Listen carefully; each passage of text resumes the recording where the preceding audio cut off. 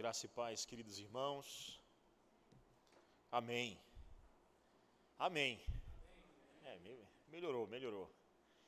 Queridos irmãos, é um privilégio muito grande poder voltar aqui, poder estar com os irmãos dessa querida igreja.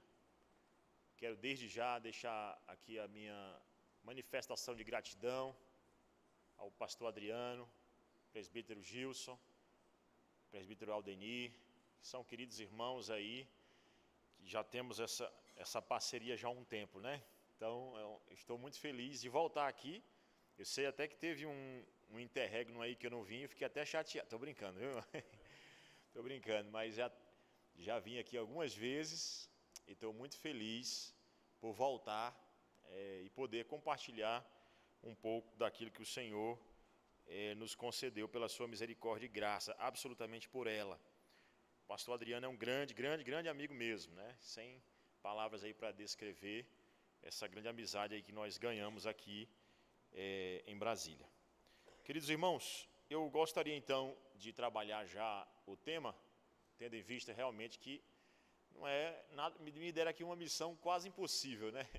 Mas missão dada, é missão cumprida, né? A gente precisa tentar aqui ao máximo cumprir a agenda que nos foi proposta, que é tratar sobre a história da igreja antiga, ou às vezes também conhecida como história da igreja primitiva. Então, eu acho que em tempo oportuno, ou vocês já receberam ou receberão ainda, né, uma apostila aí com o conhecimento básico de tudo aquilo que eu vou falar, né, com um resumo, esqueleto daquilo que eu vou falar, né? Então, essa apostila aí vai servir exatamente para que você possa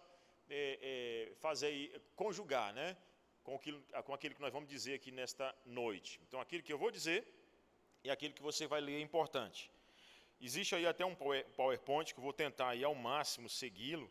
Não sei se vou conseguir porque realmente o tempo é curto, mas vou tentar ao máximo trazer essas informações visuais aí para os irmãos. E quem não, mesmo que a gente não tenha aqui o PowerPoint, né, já passei ali, ele está meio escuro, talvez dificulte a visualização, mas eu queria que vocês acompanhassem pelo menos na apostila aí, que eu sei que vocês receberam de forma aí digital, né, irmão Gilson? Receberam já, né? Então, acompanha aí, por favor. Tá? Eu gostaria de ler o texto bíblico, né, a partir do texto bíblico, Gálatas, capítulo de número 4. Nossa. Obrigado, irmão. Gálatas, capítulo 4. Só um versículo que lerei. Gálatas 4, versículo 4. Gálatas 4, 4. Só um versículo, mas nós partimos, logicamente, da Escritura Sagrada. Diz assim a inerrante palavra de Deus. Vindo, porém, à plenitude do tempo, Deus enviou o seu Filho, nascido de mulher, nascido sob a lei.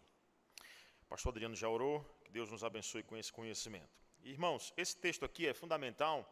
Se você ler qualquer livro de história, e aí eu tenho várias sugestões para fazer, né, bibliográficas, para que você procure aí conhecer um pouquinho mais sobre a história da igreja, você pode consultar, lá na apostila mesmo tem várias referências bibliográficas. Mas entre elas, eu poderia ressaltar pelo menos uma história ilustrada do cristianismo de Justo Gonzalez, né? Isso vale a pena você ler. Pastor, é o melhor livro? Não, mas é o que conta de uma maneira mais tranquila. Então, para quem está começando a ler a história da igreja, o Justo Gonzalez é muito bom. Ele conta a história de maneira muito fluida, né? Muito tranquila de se ler, tá bom? Quem está lendo ali pela primeira vez, com certeza tem uma visão panorâmica. Outra é do indivíduo chamado E. Arley Keynes, né? Esse Keynes escreveu O Cristianismo através dos séculos. O Cristianismo através dos séculos. Então, essas duas obras, História Ilustrada do Cristianismo, né, do Justo Gonzalez e do Keynes, O Cristianismo através dos séculos, são duas bibliografias aí que eu passo para vocês, importantes, tá bom? Duas fontes importantes a partir daquilo, ou sobre aquilo que eu vou falar. Então, eles citam esse texto aqui como sendo a parte inicial. Por quê? A pergunta é, quando começou a igreja? Quando iniciou a história da igreja? Pastor, nós vamos começar a estudar a partir de quando? Muito embora eu acredite plenamente naquilo que a nossa confissão, a Confissão de Fé de Westminster, diz, né, sobre igreja. Ela diz que a igreja iniciou no Antigo Testamento, a igreja no Antigo Testamento é Israel. Eu acredito então que a igreja, Adão era a igreja de Deus, não tenho nem dúvidas disso.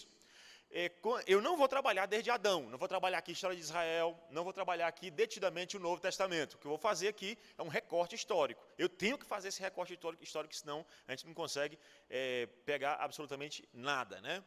Então eu vou começar, e de maneira bem rápida, essa primeira parte. Na segunda eu vou me deter um pouquinho mais. Digo na primeira parte histórica aqui, né? A pergunta é, quando começou a igreja? A igreja começou na plenitude dos tempos. Os historiadores tomam essa expressão aqui, né, pleroma, na plenitude dos tempos, Deus enviou o seu filho, nascido de mulher, nascido sob a lei. Para nós, a história do cristianismo começa com Cristo. Não existe cristianismo sem Cristo.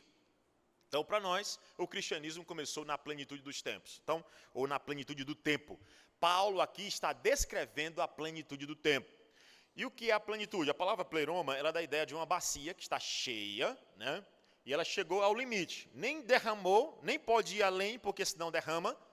E nem ela está ali só faltando alguma coisa para chegar no limite. Então, Deus enviou o seu Filho no momento exato da história. Deus preparou a história, amadureceu a história para que Cristo viesse e desse início à história do cristianismo propriamente dito. Tá bom? Não existe cristianismo sem Cristo, então quando eu me refiro à história da igreja, eu estou dizendo que ela começa no nascimento de Cristo. Por quê? Por causa do entendimento que não existe cristianismo sem o próprio Cristo Jesus. Então Cristo veio no momento exato. Tá bom? Cristo veio no momento exato. Então, duas informações aqui importantes para nós. A primeira delas é o que é história, que é a disciplina, de maneira geral, que estuda o passado, né? E a história da igreja é a mais antiga disciplina que estuda o passado cristão. A mais completa e mais antiga disciplina que estuda o passado cristão é chamado de história da igreja. Tá bom? Eis aí, então, a definição bem rápida, bem sucinta, porque, como eu disse, eu não tenho tempo para me deter aqui nesses pontos. Mas é importante entender o que é a história da igreja, já que nós estamos malhando sobre isso, falando sobre isso. O que é, então, a história da igreja? É a mais antiga e completa disciplina que estuda o passado cristão. Tá bom? Dito isto, além de dizer quando começa a igreja e definir, né, o que é história da igreja, eu preciso dizer então que, continuar aqui o que Paulo fala sobre plenitude do tempo. Por que eu chamo de plenitude do tempo e por que isso iniciou ou ajudou a iniciar o cristianismo? Porque nós tivemos aqui Deus amadurecendo a história para Cristo vir. A reforma protestante foi assim. Se você olhar para a reforma protestante, por exemplo, você tem as causas da reforma e tem a reforma. Só que Deus amadureceu a história para que a reforma viesse. Quando a gente pensa em reforma, a gente só pensa o seguinte: 95 teses, venda de indulgências. Não foi só isso. Um conjunto de fatores, Deus amadureceu a história e veio a reforma. Aqui também, Deus amadureceu a história e veio o cristianismo. Quais foram os fatores que corroboraram para o amadurecimento da história e para o advento do cristianismo com Cristo? Alguns fatores aqui, tá? Alguns fatores nós vamos ver. Pelo menos 3 fatores aqui eu preciso ver com os irmãos. 3 fatores para os irmãos. Tá aqui, tem uma projeção aqui, né? Pode ir adiante aí, irmão. Eu já dei essa definição aí. Pode ir adiante. Um pouquinho mais. Aí eu que vou passar. Oh, maravilha, viu? Para lá, né?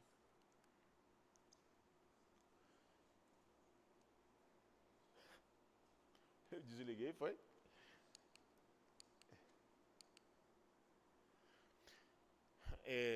Então, eu dei as definições, elas vão ficar aqui para vocês, no PowerPoint, não posso me deter muito, definição básica do que é a história da igreja, tá? E o que seria a plenitude do tempo. Antes de falar do que é a plenitude do tempo, perceba ali o período que eu vou trabalhar, né? O período que eu vou trabalhar especificamente. História da igreja antiga é aquele primeiro período ali. Pastor Rogério, por que o senhor não botou do ano 0 ou do ano 5? e botou do ano 30 ao 590 na história da igreja antiga, pastor Rogério? Eu fiz isso por quê? Porque eu estou contando com o ministério de Cristo propriamente dito. Tá bom? O início do ministério dele. Corroborou também com o início do ministério dos apóstolos. É um acontecimento muito completo, tá? Então, claro que a vinda de Cristo é importante, por isso alguns historiadores fazem isso, mas eu peguei aqui um recorte de um dos muitos historiadores que tem por aí, tá bom? Então, do ano 30 ao ano 590 é o nosso período. Tá? Ano 30 a 590. É chamado de quê? História da Igreja Antiga. Em alguns livros, por exemplo, se você pegar Bruce Scheller, ele vai chamar isso aqui de História da Igreja Primitiva. Então, pastor Rogério, o senhor chamou de História da Igreja Antiga, eu li um livro que tinha História da Igreja Primitiva e trabalhava o mesmo período que o senhor trabalhou na palestra lá na primeira de Taguatinga. Então, isso pode acontecer, dependendo do historiador, tá? Que estiver ali contando. Mas eu prefiro chamar esse bloco todo de História da Igreja, o quê? Antiga, que é o que nós vamos trabalhar aqui nessa palestra de hoje, tá? História da Igreja Antiga. Vai de que ano? Do ano 30 ao 590. E esse período pode ser subdividido em 3 períodos. O primeiro bloco a gente chama de igreja primitiva ou apostólica. É por isso que eu não chamo o bloco todo de primitiva. Porque para mim, igreja primitiva é aquela que vai do ano 0 ou do ano 30 até o ano 100. Né? Do ministério de Cristo e ministério dos apóstolos até o fim da era apostólica. Ou seja, depois do ano 100, não tem mais apóstolo, nem o Valdomiro, né? É apóstolo, né? Depois do ano 100 não tem mais nenhum apóstolo, zerou absolutamente. Quem é o último dos apóstolos? João, e morreu antes do ano 100. Morreu ali por volta do ano 96. Né? O segundo bloco vai do ano 100 ao 313. Né? Que eu vou já dar a explicação por que recebe esse nome, mas a Igreja Católica, Cataholos, né? Igreja Católica, vai do ano 313, vai do ano 100 ao 313, do fim da era apostólica até o Édito de Milão.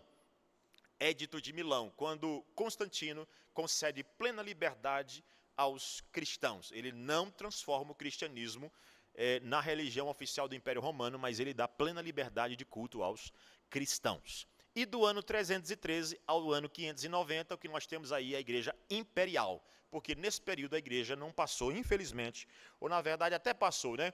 Mas ela foi marcada pela interferência do Império, por isso chamada Igreja Imperial, tá? Por isso também chamada de Igreja Católica Apostólica Romana, tá? E eu pretendo explicar isso aí de maneira mais detida. Se eu fosse tratar dos outros períodos, seriam esse daqui, né? Igreja medieval, igreja no período da Reforma e igreja moderna e contemporânea, né? Igreja moderna e contemporânea. Mas é só para você ter, é só a título de informação, né? É só a título de informação.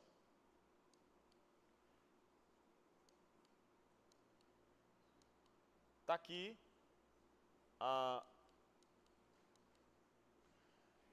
o que foi, pastor Rogério, a plenitude dos tempos, como eu estava dizendo, né? A plenitude do tempo foi quando Deus moveu a história e amadureceu para que Cristo viesse e essa notícia fosse divulgada imediatamente. Lembra de Lutero? Lutero traduziu a Bíblia, né, do grego de Erasmo de Roterdã para o alemão moderno. E exatamente naquele período, o que estava acontecendo?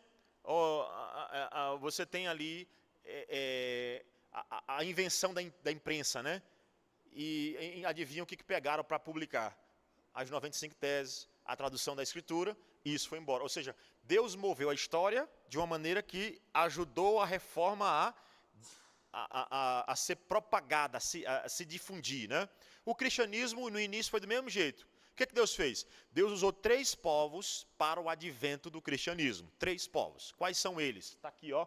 Os povos gregos, os romanos e os judeus. Cada um deles com sua contribuição.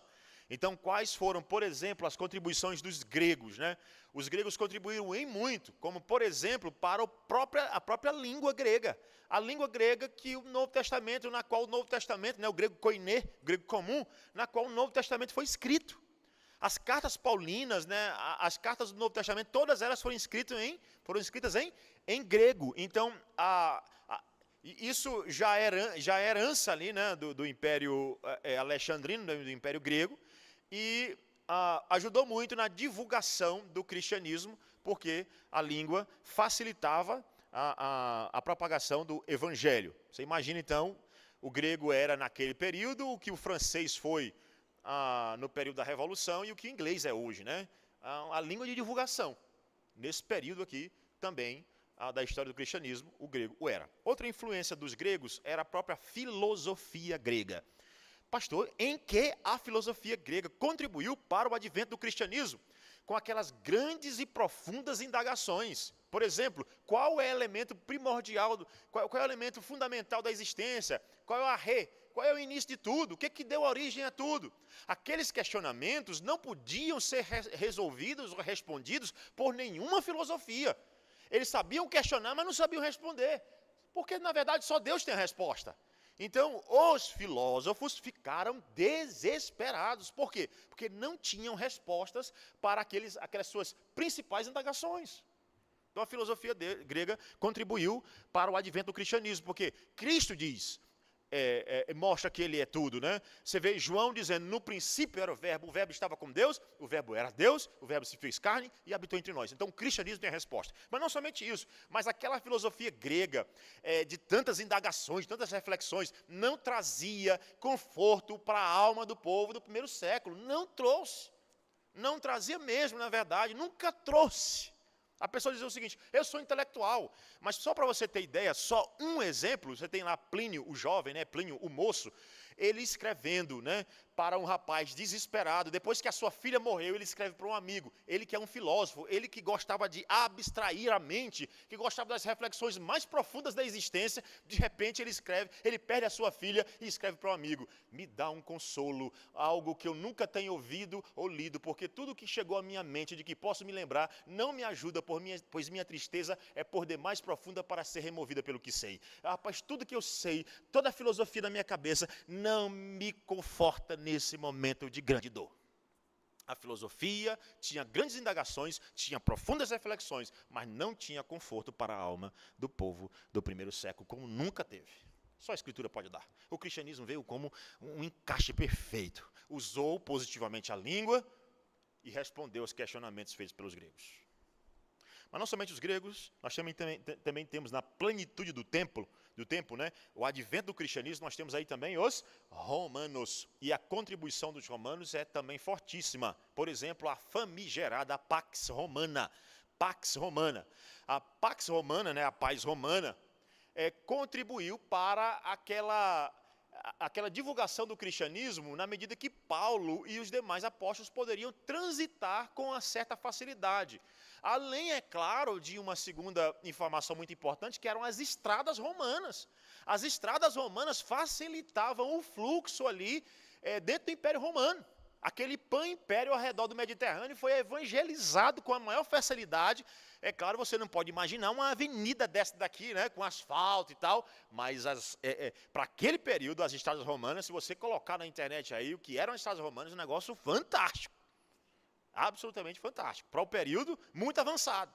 Então isso aí, irmãos, contribuiu, né, a Pax Romana, a facilidade de ir e voltar, o cidadão romano, Paulo inclusive apela para a sua cidadania romana e tem a facilidade de chegar até os confins do mundo para pregar o evangelho, né, tudo indica, até a Península Ibérica, pelo que tudo indica. Então, o que nós acreditamos é que esses povos todos foram instrumentos nas mãos de Deus para a facilitação da difusão do cristianismo, da chegada e da difusão do cristianismo. Além é tudo, irmãos, aí agora numa descontinuidade, num contraste. O Império Romano era muito devasso. O Império Romano vivia, se você tirar uma foto do Império, ou pegar uma foto do Império Romano naquele período, você vê lá homem e mulher, vários homens, um por cima do outro, nu, né, sem roupa. Isso é muito comum. Existem até filmes que retratam isso, por exemplo, Calígula.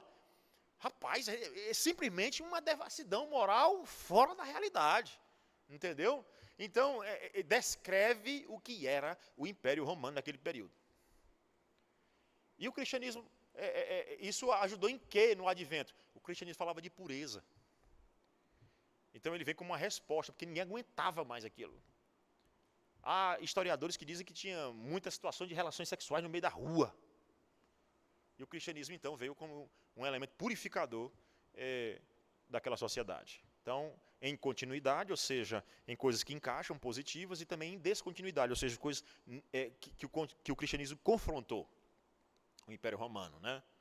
A organização do Império Romano e tudo mais. Mas, sem dúvidas, irmãos, o povo que mais contribuiu para o advento do cristianismo, sem dúvidas, foram os judeus. Porque o cristianismo nasceu dentro do judaísmo. E entendo o judaísmo aqui, de fato, como sendo o povo de Deus no Antigo Testamento, né? Não a religião como nós a entendemos e a conhecemos hoje, né? Mas como recebida do Antigo Testamento. Primeiro, porque eles herdaram o quê? Primeiro, a esperança messiânica. A esperança messiânica foi herdada de quem? Dos judeus. Infelizmente, os judeus até hoje, o judeu estrito mesmo, aquele mais da Torá, ele nem acredita que Jesus já veio.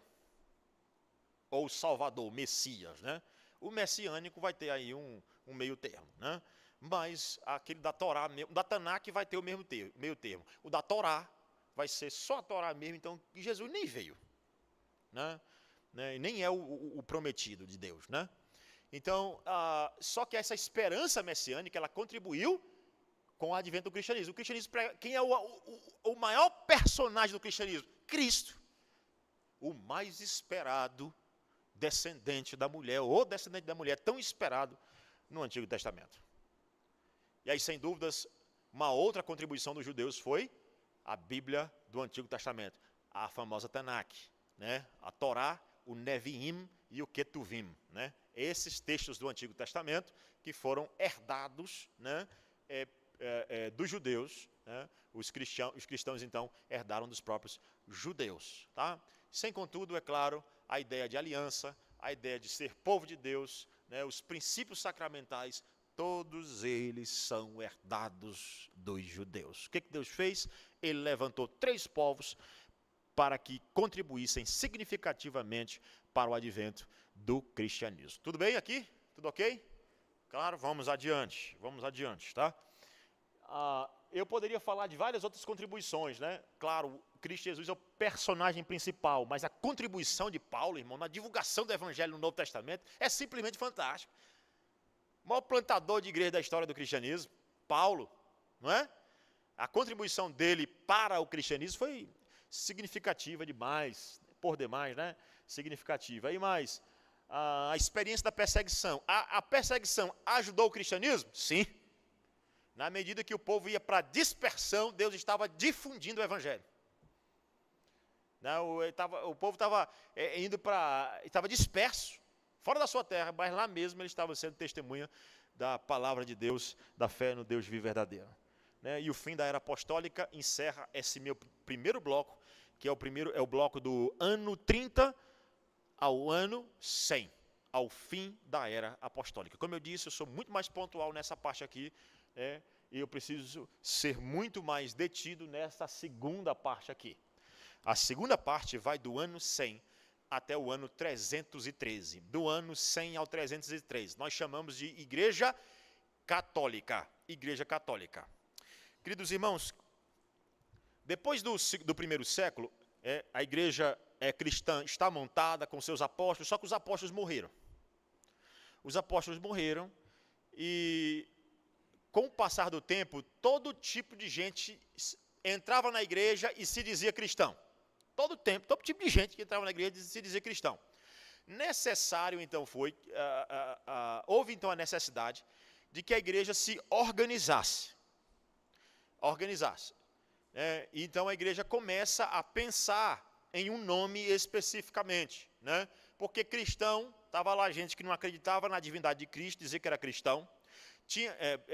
Tinha gente lá que não acreditava na humanidade de Cristo, se dizia cristão. Tinha gente que não acreditava nos apóstolos e se dizia cristão. Tinha gente lá que não acreditava que a igreja deveria ser governada por presbítero e se dizia cristão. A igreja disseram o seguinte, a igreja do segundo século, então, diz o seguinte: nós precisamos organizar uma instituição séria para saber quem é e quem não é de verdade crente. Surge, então, a expressão católica. A expressão católica surge no segundo século. Ela está numa carta de um pai da igreja chamado Inácio de Antioquia. Inácio de Antioquia é quem cita pela primeira vez, né? Pela primeira vez, escrevendo a igreja de Esmirna, ele então cita pela primeira vez o termo catarrolos, né? Que deu origem à palavra, nós temos aí a mais aportuguesada possível, católica, igreja católica. Então, rolos, né? O que significa isso? Kata, de acordo com, rolos, todo, do grego, né? Então, de acordo com o todo. Literalmente, a tradução é essa, a tradução literal. Católica, ou catarrolos, significa de acordo com o todo. O que eles queriam dizer com isso? Que para fazer parte desse grupo aqui, você precisa ficar de acordo com o todo. O que é o todo? Com a igreja que está surgindo. Então surge no segundo século a famosa igreja católica. Pastor, essa igreja é a igreja católica de hoje, que se diz a igreja mais antiga do mundo? Não. Não, não, não e não. Tá bom? A igreja católica até hoje, ela diz isso com o maior prazer do mundo, né? Nós somos a instituição eclesiástica mais antiga e que nunca se dividiu. Primeiro, é mentira que é a mais antiga. E segundo, que nunca se dividiu, né? O que não falta é divisão. A última vez aqui que nós vimos foi um papa abraçando uma coisa e um outro agora abraçando outra. A divisão até na própria liderança, né? Mas tão cedo a igreja se dividiu sim. Eu quero que você entenda que essa igreja católica aqui é todo mundo junto. É um pacote com todo mundo junto. Quem? Todos nós. Todos nós fazíamos parte da mesma igreja. Todo mundo. Tá? Não existia igreja protestante. Obviamente, esse é o movimento do século XVI. E nem essa igreja católica de hoje. A igreja católica de hoje é um pedaço da igreja católica do segundo século, como nós também somos um outro pedaço dessa igreja. Então, são vários pedaços da igreja antiga. Inclusive, nós acreditamos que uma parte ruim é a que é de hoje. Né? A igreja católica de hoje é uma parte muito ruim daquela primeira igreja lá. Se desviou demais daquela do segundo século. Tá bom? Mas tenho que dizer algumas coisas também aqui para você. Aí, daqui a pouco tem as perguntas, né? Vocês podem fazer a pergunta aí à vontade, tá? Eu já defini o que é católica, né? Agora eu quero falar de 3 características desta igreja católica. 3 características. Pastor, como é que esta igreja era caracterizada? Quais eram as principais características dela? 3. Primeira, leia comigo lá. Primeira característica qual é? Bispo monárquico. Irmãos, muito embora todo mundo esteja debaixo do mesmo guarda-chuva, isso é verdade. Lá nós estávamos representados nesses camaradas aqui, os pais da igreja, que eu já vou falar deles. Eu tenho que dizer uma coisa, que nesse ponto nós não estamos juntos. Porque a igreja do primeiro século era governada como a igreja do primeiro século? Aí, deixa eu fazer uma afirmação aqui, eu vou explicar depois. A igreja do primeiro século era presbiteriana. Pastor Rogério, está puxando a sardinha, hein? Não, com certeza. A igreja era governada por presbítero, ou não? Quando Paulo fundava a igreja, em Atos 14, ele diz o seguinte: eu quero que se eleja o quê? Presbíteros, para governar a igreja. Tá bom? Diácono também era eleito. Atos 6, eleição de diácono. A igreja presbiteriana não tirou da cartola, não é da cabeça dela. Ela tirou da Bíblia, que tem que ter eleição de presbítero e de diácono para representar a igreja. No dia que tem uma confusão teológica na igreja, em Atos capítulo 15, quem é que toma a decisão? É uma pessoa só? É todo mundo junto ou é um colegiado? É um colegiado de representantes, formado por apóstolos, que eram presbíteros e presbíteros. Pergunto para você, apóstolo era presbítero? Sim ou não? Sim. Pedro diz isso em Atos 5, ele diz o seguinte: eu quero que os presbíteros sejam assim, eu, presbítero, como eles. Então, os apóstolos também o eram. Tá? Quando eu digo presbiteriano, é claro que eu estou cometendo aqui um anacronismo no nome, mas o sistema de governo, nós acreditamos que ele começou já no Antigo Testamento. Tá bom? Divisão de tarefas, centralização de poder nunca foi nossa praia, né? Nossa sempre foi o quê? Divisão. Estava lá Moisés querendo centralizar, aprendeu demais com o faraó, né? Aprendeu tanto com o faraó de centralizar o poder, aí Deus, através de Jétro, diz o seguinte, não, divida a tarefa. Ninguém, exceto Cristo, é capaz de carregar a igreja nas costas sozinho. Só Cristo pode. Só Ele é o cabeça desta igreja, tá bom? Então, primeiro característica é o bispo monárquico. Quem é esse bispo monárquico? Irmãos, infelizmente, a igreja, tão logo no segundo século, ela passou a se desviar do sistema correto de governo. Ela teve o famoso bispo monárquico. E ela fez isso querendo se defender das heresias. Sim, porque a igreja estava cheia, estava sendo atacada por heresias. Por exemplo, o embrião do gnosticismo estava lá. Né? O adocianismo, já falar sobre ele. Eram heresias que negavam a divindade ou a humanidade de Cristo. Né? Chegava na igreja, aí sabe qual foi a solução que a igreja católica deu? Sabe qual foi? O bispo responde por nós. Ele é o homem responsável ele é o porta-voz de Deus. Ele vai responder quanto às questões doutrinárias por nós. E com isso, né, com essa tentativa de sair do problema do ataque das heresias, a igreja cria um personagem com muito poder. É o chamado bispo monárquico, arre, principal, que é que seria um bispo principal. Então, só para você entender, que aí depois isso ficou cristalizado dentro do catolicismo até hoje. O catolicismo aí eu me refiro a hoje. Tá? Esse sistema, né? Você tem uma diocese hoje, né?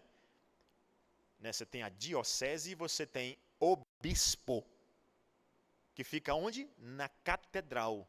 Ele é mais importante do que os párocos, que ficam nas paróquias. O embrião disso é isso aqui, ó. O bispo monárquico. O bispo monárquico. Esses homens, em si, eles não eram um papa, tá? Para você ter ideia. Mas isso aqui é o embrião do papismo, tá? Isso é o embrião do papismo. Não é ainda o papa propriamente dito. Mas, se você perguntar, obviamente a Igreja Católica vai ligar, então, com quem? Com o bispo monárquico. Por exemplo, você tem Inácio, bispo de Antioquia. Tem vários bispos de Antioquia, mas Inácio é um bispo que se destaca. Né? Você tem Clemente, bispo de Roma. Então, você vê outro que se destaca, né? Policarpo, bispo de Esmirna. Você vê um que se destaca em detrimento dos outros. Isso não é verdade à luz das Escrituras, tá? Fique bem claro. A Escritura não tem ninguém dentro de um conselho mais importante do que o outro. O bispo e o presbítero têm o mesmo valor nas decisões da igreja. Ou deve ter. Né, pastor? Deve ter. Né? Esse sistema episcopal não é nosso. Não é nosso. E nem deve ser. Tá ok? Segunda característica, qual é? Qual é a segunda característica, irmãos? Você sabe o que é isso aí? Então, a igreja tem um nome já. Aí ela tem uma liderança chamada bispo monárquico. Mas ela também tem uma regra. O que é a regra? A regra é uma espécie de credo. E, de fato, é o embrião do credo dos apóstolos. Aqui é o embrião do credo dos apóstolos. A pergunta é, o que é essa regra? Irmãos, desde o Antigo e Novo Testamento já, e se você ler Carl Trueman, naquele livro O Imperativo Confessional, é uma sugestão de leitura para você, Carl Trueman, O Imperativo Confessional. O livro é extraordinário. É um dos maiores nomes sobre a história dos credos e confissões. É o Carl Trueman. Né? Então, ele nesse livro, ele tem um insight interessante. Observando a Escritura, ele percebeu que existe um conjunto de verdades básicos que a igreja já defendia. Então, por exemplo, ouve Israel, o Senhor nosso Deus é o único Senhor, aquilo era uma afirmação credal da igreja já naquele período, no Antigo Testamento, sim. Todo mundo, para ser de Israel, o povo de Deus, tinha que afirmar isso. Ouve Israel, o Senhor nosso Deus é o único Senhor. E essas afirmações, elas foram repetidas no Novo Testamento, né, quase que ipsis literi, né, e de tal maneira que você tem quase um credo às vezes, né, ao Rei eterno, imortal, invisível. está afirmando várias verdades que ele crê acerca de Deus. O que acontece? No segundo século, pegaram esse conjunto de verdades e a igreja começou a compilar, né, um conjunto de verdades. Por exemplo, deixa eu fazer uma pergunta para vocês. O que uma pessoa precisa fazer para se tornar membro da primeira igreja presbiteriana de Taguatinga? Ela precisa fazer uma pública profissão de fé. E antes, ela vai fazer o que, às vezes, é chamado de classe de novos membros, classe de catecúmeno, sim ou não? E lá você estuda o quê? As verdades básicas da fé cristã. Nesse período é chamado de a regra. A regra.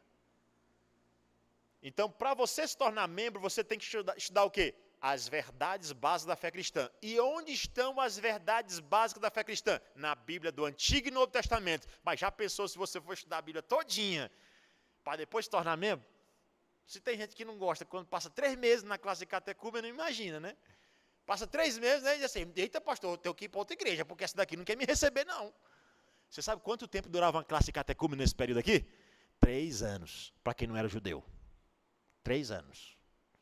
Para o judeu, 1 ano. Porque já tinha muito conhecimento da Bíblia do Antigo Testamento, né? Não estou defendendo que tem que ser 3 anos, não, tá bom? Eu só estou dizendo que às vezes nós somos acelerados demais. É bom aprender, saber onde está pisando. Então a regra era isso. Como você não vai aprender o Antigo e Novo, então a igreja fez o quê? Um resumo. Aí surgiu o quê? O credo dos apóstolos. Eu pergunto para você, o credo dos apóstolos, o que é o credo dos apóstolos? Você crê no credo dos apóstolos? A pessoa, é da igreja católica, pastor, o credo. Calma, não é nosso. É nosso. Se eu perguntar para você, você crê em Deus Pai Todo-Poderoso, Criador dos céus e da terra? Você crê? Crê em Jesus Cristo, seu único Filho, nosso Senhor, o qual foi concebido, nasceu da Virgem Maria, padeceu sob o poder de Pôncio Pilatos, foi crucificado, morto e sepultado, ressurgiu dos mortos no terceiro dia.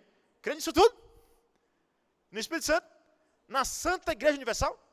Na comunhão dos santos? Na remissão dos pecados? Na ressurreição do corpo na vida eterna? É nosso. É nosso. Então veja, a igreja, olha, a pessoa às vezes está passando aqui, o pastor pode citar o credo, né? Alguém diz assim, meu Deus, estou escandalizado, eu vi um credo na igreja presbiteriana. Será que esses presbiterianos têm um cheiro de católico? Não é isso. Veja, por favor, preste atenção. O que nós defendemos é que o credo dos apóstolos, ele não é dessa igreja católica apostólica romana. Não, não, não. Era a igreja católica do 2º século, da qual nós fazíamos parte também. Somos um pedaço dela. Lutero fez de tudo para não dividir. Mas ele viu, não, aí já foi demais. Não tem como ficar mais junto, não. Tá? Então, assim, a regra é o embrião do... Para que servia a regra? Ele tinha um fator litúrgico, se lia dentro do culto cristão, a regra, o credo se lia dentro. Segundo, servia para quê? Para admissão de membros na igreja, né? Segunda função da regra, admissão de membros. Você quer vir para cá? Precisa ser kataholos, de acordo com o todo. O mais parecido do português seria universal. Mas nem é católico, apostólico, romano, nem universal do reino de Deus. É a igreja do 2º século, a igreja cristã do 2º século, que recebeu o nome de igreja católica. Ok? Ainda tem a terceira função da regra. Qual é? Então a primeira qual é? Uma função litúrgica. Segundo, admissão, recepção de membros. Terceira, evitar a heresia.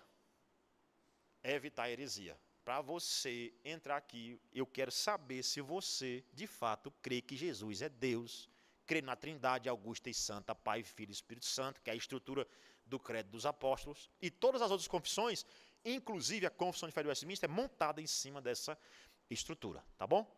Eita, irmãos, é correr demais, né? Mas, terceira coisa.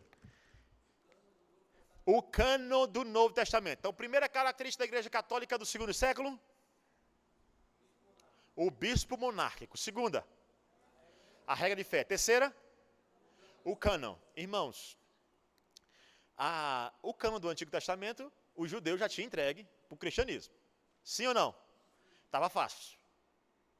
Estava fácil. Quantos livros tem o Antigo Testamento? Rapaz, quantos? Eu fiz de propósito, tá? Quando eu falo assim para o seminarista, ele chega e fica com medo. Uma vez eu disse assim para o seminarista: quantos livros tem a Bíblia? De 300. Eu, 300? Ele, não, pastor, desculpa, 66. Essa pergunta imediata, né? Deixa um nervoso, né? Quantos livros tem o Antigo Testamento? 39. Então, os 39 garantido. Mas o Novo Testamento passou um pouquinho mais de tempo para a igreja o quê? Identificar. A igreja não decidiu, é um erro, é uma mentira dizer que a igreja foi que decidiu quais são os livros da Bíblia. A igreja nunca decidiu os livros da Bíblia. A igreja reconheceu os livros da Bíblia. Porque diante da palavra de Deus, ninguém diz assim, eu vou selecionar bem aqui. Tá. Não é assim. Sempre foi o nosso entendimento que o texto bíblico ele se impõe a nós. Esse é o nosso entendimento. Não tenho tempo para falar isso, mas os critérios que a igreja usou foram fantásticos. A cristocentricidade, né, tem que ser cristocêntrico. Tem que encaixar Antigo e Novo Testamento. Se você olhar, por exemplo, a Tanakh, né? Qual é o primeiro livro da Bíblia do Antigo Testamento que você tem em português aí? Qual? E o último? Do Antigo. E a Bíblia hebraica, o primeiro? Gênesis. O último? E o último? Não é possível. Qual é o último livro? Na Bíblia hebraica, né? Você já pegou a Bíblia assim, hebraica? Não, né? Mas é bom você ter uma... pelo menos a tradução dela. O primeiro da Bíblia hebraica é Gênesis, o último é Crônicas. Tem todos os livros que você tem aí. Todos os 39 do Antigo. Só que a divisão deles é diferente. E a divisão é muito boa. Por quê? Porque leva em consideração o pacto que Deus fez com o seu povo. Por exemplo, né, só para você ter ideia, como foi o critério aqui, qual é o critério que a igreja usa, né, usou nesse período. Por exemplo, você tem Gênesis. Se você tirar Gênesis a introdução e Apocalipse a conclusão, o que você tem depois de Gênesis? Êxodo, Levítico, Número e Deuteronômio. 4 livros contando a história do mesmo personagem que começou sendo perseguido. No Novo Testamento você tem o quê? Mateus, Marcos, Lucas e João. 4 livros para falar de um único personagem que começa sendo o quê? Perseguido. E assim por diante. Você vai ter, nessa estrutura da Bíblia hebraica, um correspondente do Antigo para cada um do Novo, para você ter ideia. Eu não preciso de um concílio para me dizer que Bíblia é Bíblia. Eu preciso reconhecer que a Bíblia é Bíblia, irmãos. Então é errado dizer o seguinte, concílio de Nicéia foi que disse que a Bíblia é Bíblia do Novo Testamento. Não. Agora, a igreja começou a se preocupar, sim, em identificar o que era inspirado e o que não era. Só para você ter ideia, isso não foi um processo da noite para o dia. Ele tinha que comparar, realmente. Tinha que fazer essa comparação. Essa cristocentricidade, esse link com o Antigo Testamento e também a ausência de quê? Por exemplo, os livros, os famosos livros apócrifos, né? Eles contêm erros, irmãos. Inclusive, eles incitam a vingança, falam de purgatório, eles não se encaixam com os demais livros da Escritura. E Jerônimo nunca colocou ele no cânon. O que Jerônimo colocou foi, Jerônimo, né, da Vulgata, colocou como apêndice. Ele nunca colocou como sendo livro inspirado. Aí veio o catolicismo no Concílio de Trento, 1545, e colocou dentro do cânon. Nem Jerônimo quis fazer isso, rapaz. Nem Jerônimo, que foi quem traduziu para o latim, que também já não era mais o grego naquela altura, a grande língua ali do mundo ocidental, mas principalmente no mundo ocidental era o latim, tá? Então, o cânon era uma preocupação. Sabe por quê? Surgiu um herege chamado Marcião. Marcião. Esse Marcião, ele começou a dizer o seguinte, no Novo Testamento, inspirado, só o Evangelho de Lucas e as cartas paulinas, exceto as pastorais, disse ele. A igreja, não, rapaz, esse camarada está errado. E ele ainda disse o seguinte, E tem que tirar todas as menções ao Antigo Testamento, porque ele acreditava que o Deus do Antigo Testamento é um Deus duro, austero. E o Deus do Novo Testamento é o Deus da graça, que Paulo apresenta. Ele disse, eu quero só as cartas paulinas, exceto as pastorais, e o Evangelho de Lucas, tirando todas as menções ao Antigo Testamento. O que a igreja fez? Rejeitou. A igreja, nós precisamos identificar quais são os livros. E a igreja identificou. Quantos livros nós temos no Novo Testamento?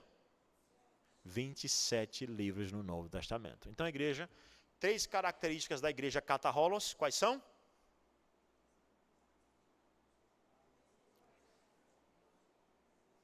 Opa, 1, 2, 3 e...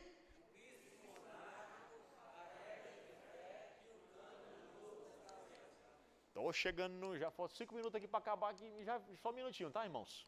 Só um minutinho. Aí, queridos irmãos, nós entramos, esse segundo século, que é chamada da Igreja Católica, ele é marcado não somente pelo nome da Igreja Católica, mas por um novo tipo de literatura, não inspirada, mas iluminada. Tá? Eu estou chegando aqui já para você ir para o intervalo, tá? Tomar um cafezinho ali.